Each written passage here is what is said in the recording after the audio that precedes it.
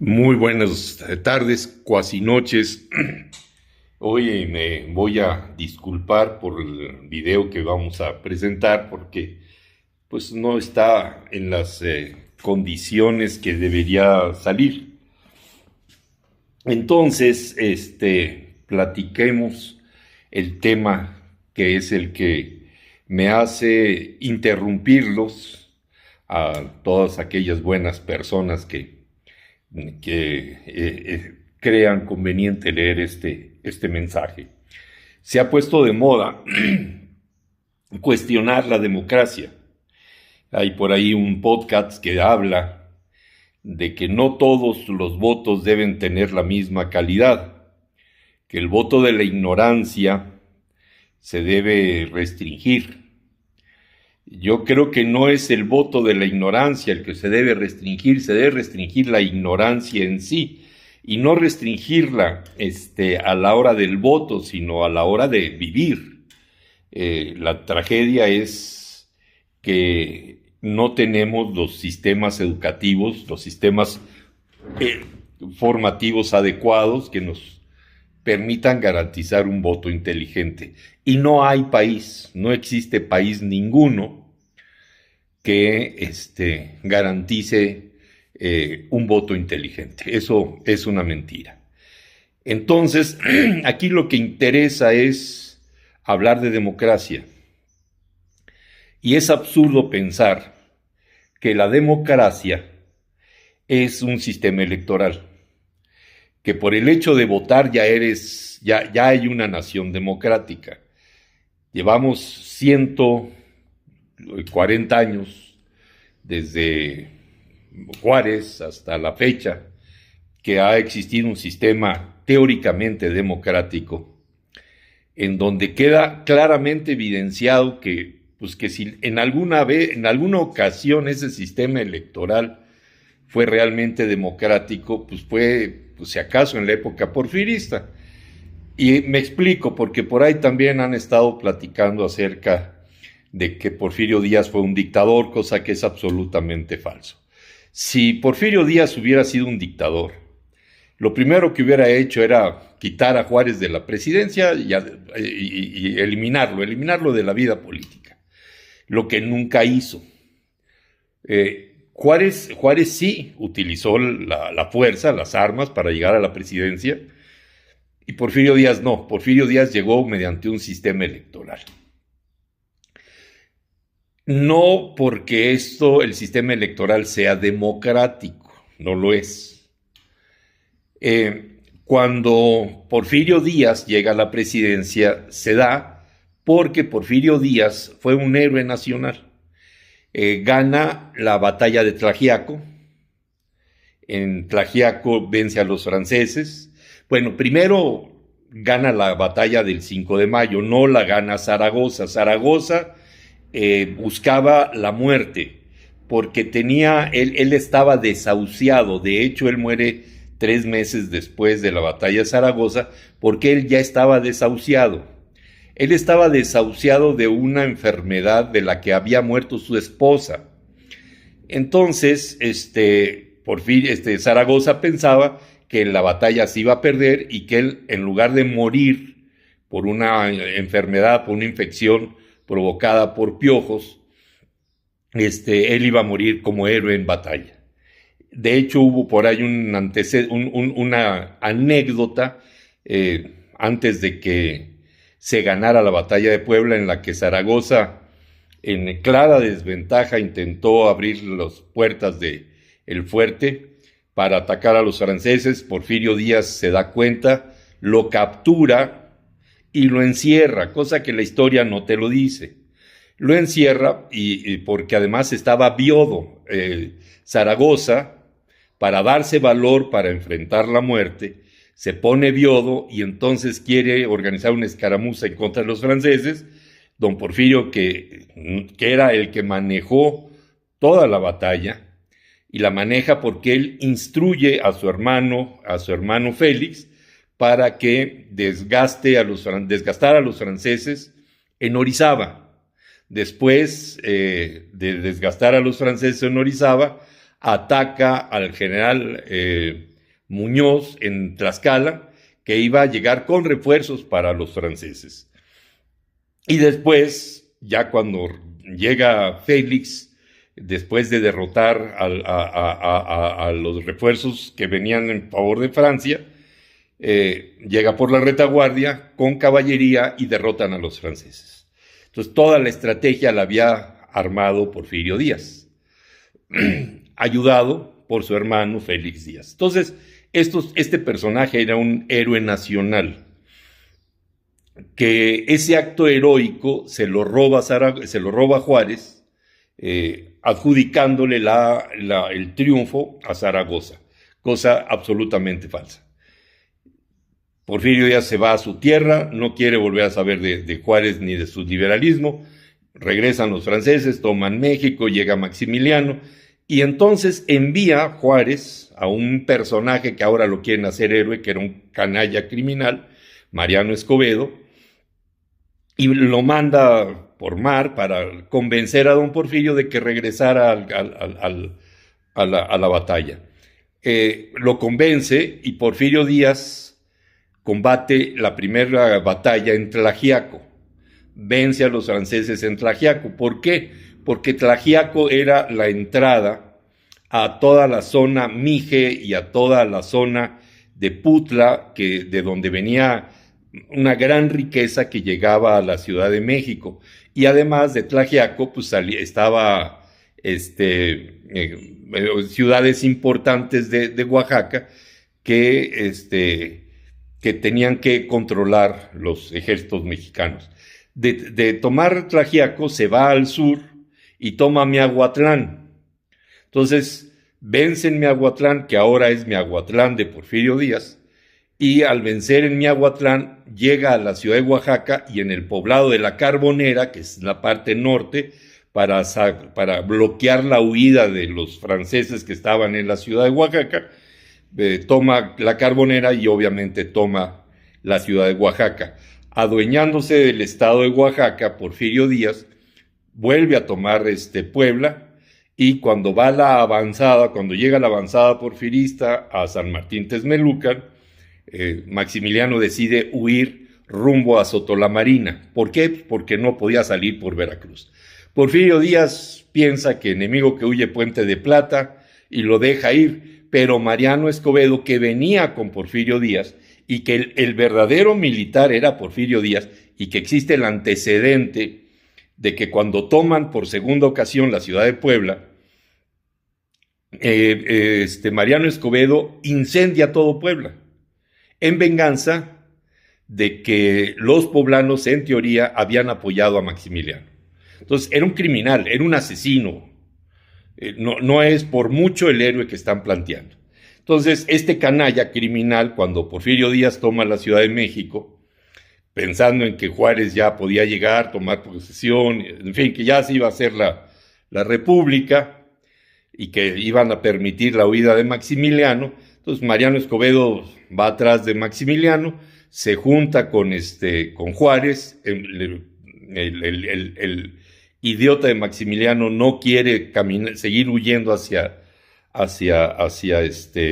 Sotolamarina para huir del país, y decide enfrentarlos en Querétaro y lo derrotan.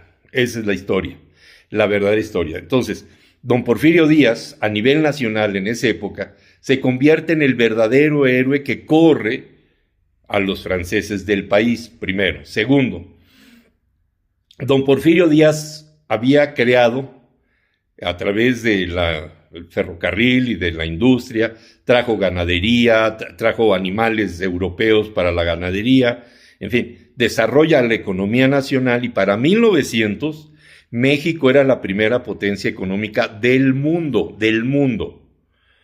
Esto lo vemos con las monedas, porque la moneda era la que le daba el valor el oro, el mineral de oro, era el que le daba el valor a la moneda. El centenario, que empezó a circular desde el 1900, tiene poco más de una onza de peso. Entonces, y la libra esterlina es un cuarto de onza. O sea, el centenario de 50 pesos era un poco más de una onza, que era un centenario de 50 pesos. Y la libra esterlina, la moneda de 25 libras, tenía un cuarto de onza. ¿Esto qué quiere decir? Que en libras, para tener una onza de oro, se necesitaban 100 libras, cuando en México se necesitaban solo 50 pesos. Entonces la paridad dólar-peso era 2 libras esterlinas por peso, y la paridad dólar y libra esterlina eran 2 dólares por libra. O sea, en 1900 la paridad peso-dólar eran 4 dólares por peso. 4 dólares por peso. Y en la producción de acero era muy similar la producción de acero en México a la americana, con la diferencia que en México eran 13 millones de habitantes y en Estados Unidos eran 60 millones de habitantes. O sea, si se producía lo mismo, pero aquí éramos menos de la cuarta parte, quiere decir que aquí se producía 4 veces más per cápita de acero, que era el mineral que te generaba el desarrollo. Esos son los datos esenciales para darnos cuenta que Porfirio Díaz era un héroe nacional, y que cuando se va en el Ipiranga están las fotos de Casasola, toda la ciudad de Veracruz sale a despedir a Porfirio Díaz en el Ipiranga. En aquella época la ciudad de Veracruz era una ciudad de aproximadamente 120,000 habitantes. Si salieron la mitad, 60,000 habitantes, y de la mitad eran hombres, 30,000 habitantes, pues 30,000 hombres que con capacidad de votar salieron a despedir a don Porfirio. Este dato lo doy porque es muy importante. Madero, siendo prácticamente candidato único en 1911, candidato único, saca 20,000 votos de una población de 13 millones de habitantes. O sea, un mexicano de cada mil votó por Madero. Es más, si Porfirio Díaz solo hubieran contado los votos de Veracruz contra los votos de Madero, en toda la República, Porfirio Díaz le hubiera ganado a Madero. Así de simple. O sea, Madero ni era el personaje que dicen, ni Porfirio Díaz era ningún dictador. Era un héroe nacional admirado por todo el país. Pero viene la revolución y entonces tenemos que empezar a entender qué es un sistema electoral. Un sistema electoral es única y exclusivamente una patente de corso, un proceso que el que triunfa en ese proceso tiene derecho a saquear el país. Y lo vemos con el PRI, lo vemos con el PAN, lo vemos con Morena, lo hemos visto con todo el mundo, con el PRD, cuando los de Morena eran del PRD, que saquearon la Ciudad de México, y podemos ver que el sistema electoral solo es una patente de corso.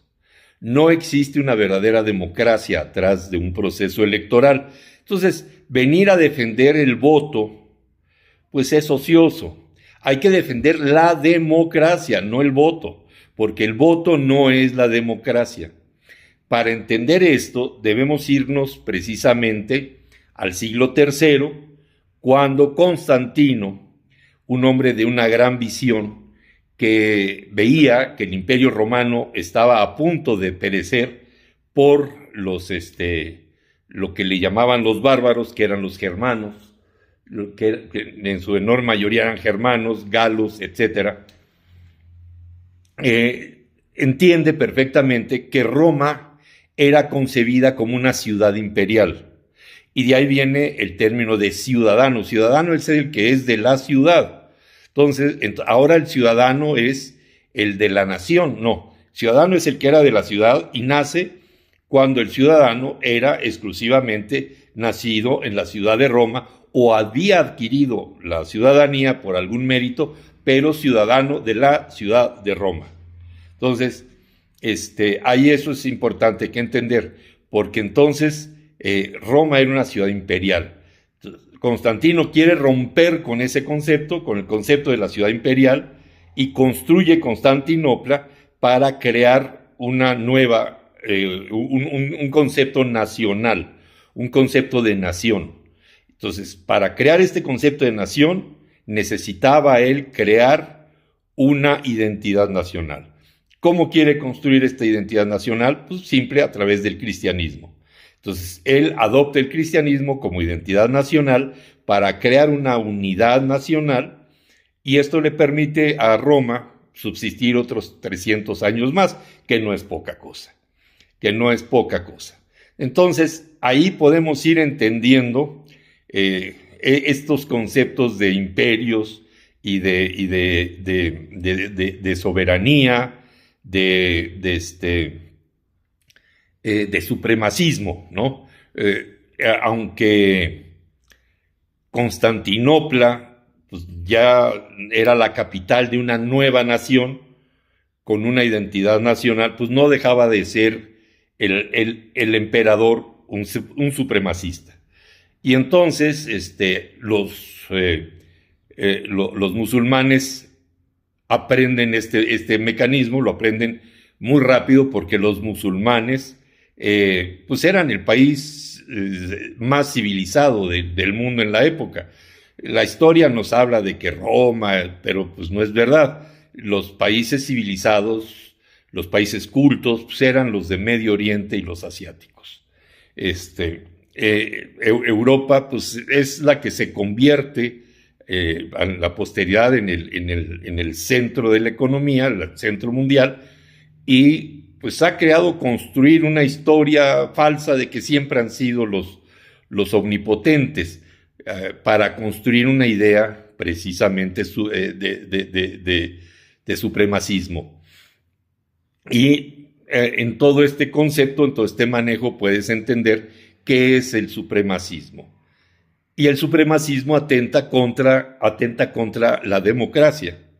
Entonces, tenemos que entender que cuando Constantino construye esta identidad nacional, le da a la Iglesia, para su formación, el derecho de cobrar un impuesto opcional. O le pagabas al rey o le pagabas a la Iglesia. Era opcional. Y este concepto la Iglesia lo mantiene hasta que vienen las guerras de reforma. Las guerras de reforma vienen en contra de este impuesto opcional. Pero ¿qué se suscitaba desde el año 600 hasta el año 1600, 1000 años? Pues ¿qué sucedía? Que la Iglesia, pues sí, intervino en algunas guerras indebidamente, que también fue objeto de muchas guerras, siendo víctima, en algunas ocasiones victimario, eso no lo vamos a negar, pero creó un concepto de democracia fiscal. La Iglesia hacía todo el gasto social. La gran participación de la Iglesia en las cruzadas, donde salen a relucir por ahí los templarios, resulta que los templarios no solamente generan el concepto moderno de la banca, también generan el concepto moderno de desarrollo. ¿Por qué? Porque los templarios, para ser templarios, necesitaban ser gentes de nobleza y darle a la Iglesia, otorgarle a la Iglesia todos los bienes que poseían en sus tierras. Llámese Inglaterra, llámese Francia, que era la mayor parte de los templarios. Entonces, estas tierras que quedan en favor de los templarios, la Iglesia o los mismos sacerdotes templarios, para subsidiar sus proyectos de protección, de guerra, generan un sistema de desarrollo social. Rentaban las tierras a la gente que no tenía necesidad, que no tenía tierras, y entonces nace el concepto del mediero. La mitad de las utilidades para el reino, para la Iglesia, las mitades de las utilidades para el trabajador. De ahí viene el mediero, de ahí nace el concepto del mediero. Lo que no hacía el Estado solo cobraba y solo imponía. y los impuestos que cobraba eran para quitarte a tus hijos y llevarlos a la guerra y sacrificarlos en la guerra. Y no había un gasto social de ningún rey, de ningún rey. Los que empiezan a desarrollar el gasto social es la Iglesia. Después empiezan a desarrollar el concepto del proceso judicial a través de algo que se le ha vituperiado mucho, que es la Santa Inquisición, que también viene a reforzar la democracia, la separación de poderes, porque la Inquisición busca quitarle a los reyes ese poder de perseguir, de crear la ley, de perseguir a los supuestos bandidos y de juzgarlos. Eran juez y parte. Entonces, para romper con ese concepto, nace la Inquisición para tratar de evitar que la Iglesia, que los reyes tuvieran el poder absoluto, y nace el Poder Judicial. Ahora, el Poder Judicial era exactamente igual que hoy. La procuración la hacían los reyes. Y donde hablan pestes de crímenes, era la procuración de justicia, no era la Inquisición. Y quien hacía las leyes era el rey. Y quien procuraba la justicia era el rey. Y quienes juzgaban con las leyes del rey era la Inquisición. Y que el rey, pues nada tarugo, pues también hacía leyes a favor de la Iglesia, y que también hubo abusos. No lo voy a negar, como hay abusos y hay, ¿qué podemos decir hoy en día del sistema judicial mexicano? La Santa Inquisición es la bondad frente a los sistemas modernos de judicialización. Nadie lo va a negar. Entonces aquí también hablamos de otro apoyo de la Iglesia en favor de la democracia, que es la separación de poderes. Pero el más importante fue el concepto de la democracia fiscal. Para 1812, un grupo de supuestos notables, no sé por qué se hacían llamar notables, crean una constitución en una ranchería llamada Cádiz, y nace la Constitución de Cádiz, y precisamente le ponen el nombre de Constitución. ¿Por qué? Porque era algo que querían imponer. ¿Qué es una constitución? Literalmente, ¿qué significa la palabra constitución? Lo que se debe construir a fuerzas, obligadamente. Y por eso le ponen el nombre de constitución. Y de ahí viene todas las demás constituciones, que también, al igual que la Constitución de Cádiz, son hechas por un puñado de criminales para imponerse en contra de la sociedad y para hacer de la sociedad cera y pabilo, para destruir a las sociedades. Entonces, aquí volvemos a lo mismo, que los reinos y los gobiernos históricamente han sido corruptos, y que la Iglesia le obsequió a la sociedad el concepto de separación de poderes y el concepto de la democracia fiscal. Entonces, regresando a la Constitución de Cádiz, la Constitución de Cádiz desconoce el diezmo como un impuesto opcional. De aquí se inspira el idiota de Morelos para hacer sus sentimientos de la nación, que no son los sentimientos de la nación, son los sentimientos de un puñado de liberales que querían suspender al clero de la democracia fiscal. Sin embargo, la Constitución de Cádiz pues no es aprobada por Pepe Botellas, que era el rey español Pepe Botellas, hermano de Napoleón.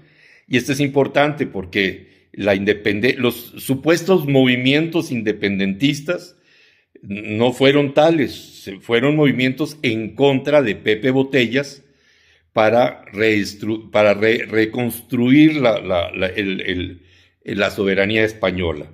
Y por eso hablaban de hacer rey a Fernando VII, porque el rey era Pepe Botellas, José Bonaparte, hermano de Napoleón. Entonces, aquí podemos entender muchas mentiras del cura Hidalgo, de Morelos, puras patrañas, puras mentiras.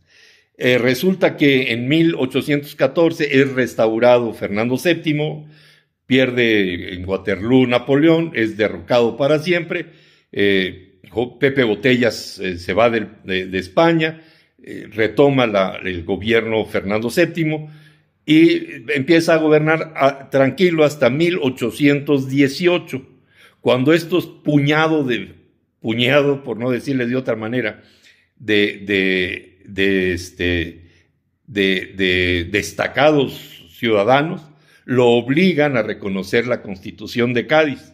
Cuando obligan a Fernando VII a reconocer la Constitución de Cádiz, México se declara la independencia. Por eso el proyecto Trigarante, que reconocía la democracia fiscal, o sea, el diezmo como un impuesto opcional. Ahora, todo esto que les estoy diciendo, que ya se empieza a manifestar en México, ya tenía 600 años atrás, como 300 años atrás, desde Enrique VIII, que pues en realidad lo que buscaba Enrique VIII para hacer su nueva iglesia, pues era quitarse el diezmo como un impuesto opcional. Viene después el mundo liberal con la Revolución Inglesa, antes que la francesa, fue la Revolución Inglesa que vence Cromwell, pero no sabían qué hacer con el gobierno y Cromwell pues no sirve de nada. Entonces estos revolucionarios liberales empiezan a idear estupideces y entonces se van a Francia. En Francia muere el hijo de Cromwell en la noche de los cuchillos largos, pero ganan los liberales y viene el mundo liberal, que es un asco, inventando sistemas democráticos, imponiendo sus sistemas democráticos con la guillotina, asesinando gentes al más y no poder. Y entonces, pues no tiene un consenso social, no tiene un consenso democrático, pero lo van imponiendo a través de las armas, Entonces, cuando logran que España reconozca la reforma a través de la Constitución de Cádiz, las guerras de reforma a través de la Constitución de Cádiz, en México nace la independencia gracias al proyecto Trigarante. Por eso en México la Iglesia sigue teniendo una fuerza importante, porque existía todavía la democracia fiscal, hasta que llega Juárez y en 1847, con la invasión americana, invadiendo los americanos, Juárez como presidente del Congreso,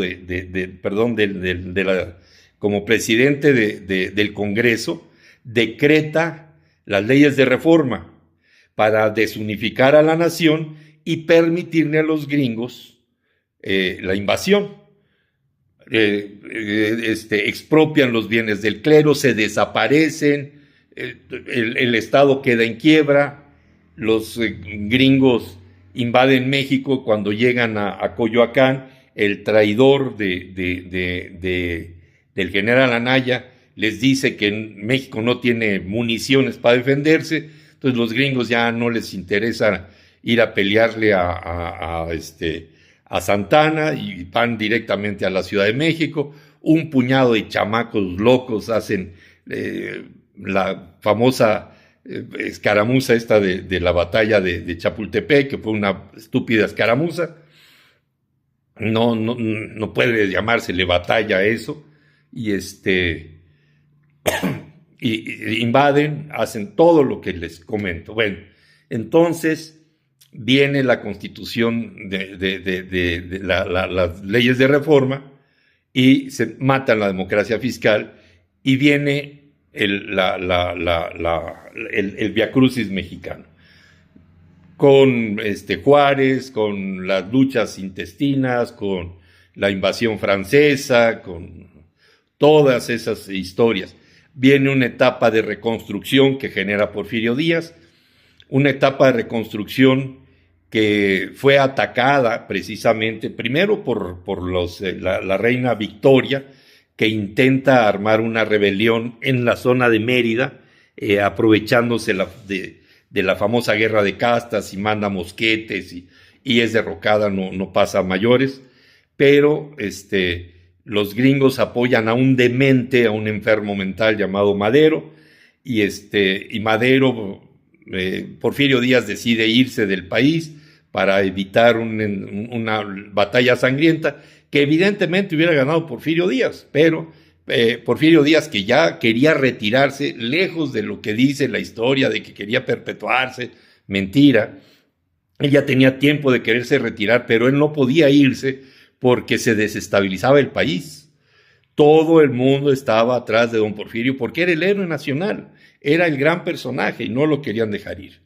Entonces se va don Porfirio Díaz, encuentra el pretexto suficiente para que lo dejen ir y lo despide a Porfirio Díaz más gente, mucha más gente, nada más de la ciudad de Veracruz, que todos los votantes en favor de Madero. Entonces, ahí es una gran mentira la democracia maderista. Por Madero, 1 de cada 1,000 mexicanos votaron a favor de Madero. 1 de cada 1,000. Eso no se le puede llamar democracia, de ninguna manera. Viene la revolución, viene todo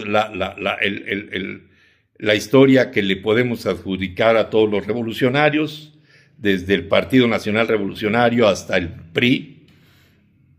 El PAN se vuelve revolucionario, nace en contra de los revolucionarios el PAN, pero después es invadido por liberales, José Ángel Conchello, Pablo Emilio Madero, en fin, liberales católicos, pero finalmente liberales. Y entonces el PAN se pierde y caemos en lo que hemos estado viviendo. Entonces, el sistema electoral dista mucho de ser un sistema democrático, Lo que necesitamos, vuelvo a decirlo una y otra vez, es crear un gran Congreso Nacional Ciudadano para que a través de ese Congreso Nacional Ciudadano podamos imponer las leyes y las normas que regulen una constitución, pero una constitución para obligar al Estado a funcionar. O sea, lo que la ciudadanía debe constituir para obligar al Estado. Ahora sí cabe el concepto de constitución, pero no del Estado contra el pueblo, del pueblo para controlar el Estado. Y en esa constitución, en esa acta constitutiva o esa acta fundacional de México, se imponga la democracia fiscal para que el Congreso esta gavilla de pillos que se hacen llamar políticos, pues no se adueñen de tu vida, de tus bienes, de tu vida. A través de la procuración de justicia son dueños de tu vida, a través de las leyes son dueños de todos tus bienes y hacen de tu vida lo que les viene en gana. Eso no debe de suceder. Ellos deben acatar la voluntad social, no la voluntad, no el pueblo, la voluntad del Estado. El Estado debe acatar la voluntad social y eso se llama democracia. Entonces caemos a lo que vengo diciendo. No podemos aceptar el sistema electoral como un sistema democrático. Debemos proponer un sistema de democracia fiscal. Muchas gracias.